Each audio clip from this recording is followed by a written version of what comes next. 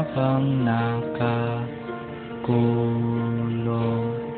sa dapitan, isinusulat niya ang kanyang tulang. Mi ultimo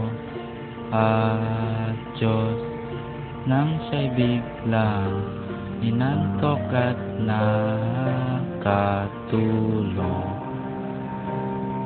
Si Rizal,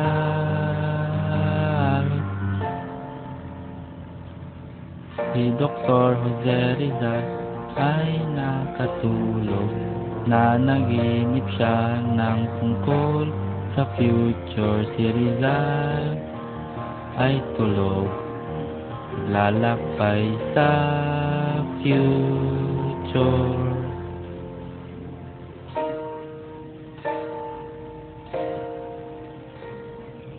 Napadpad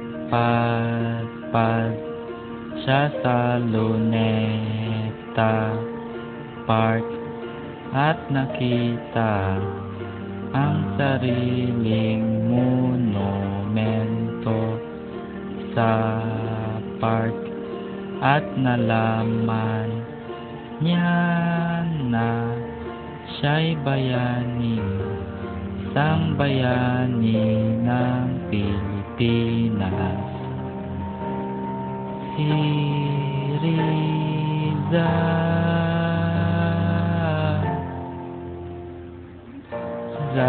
ay napunta sa future at nalaman niya na siya'y isang bayaning namatay para Pilipinas ay lumaya.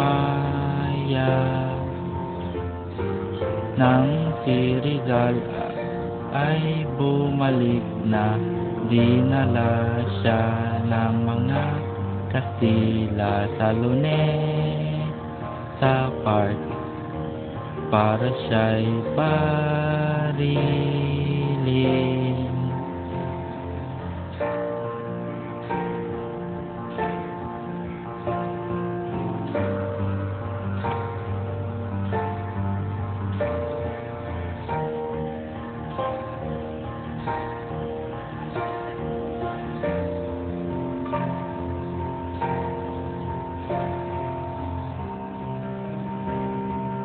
Si Rizal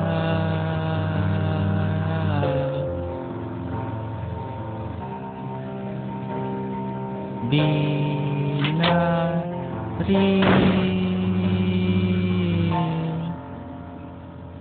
Si Rizal ay pinatay sa Luneta.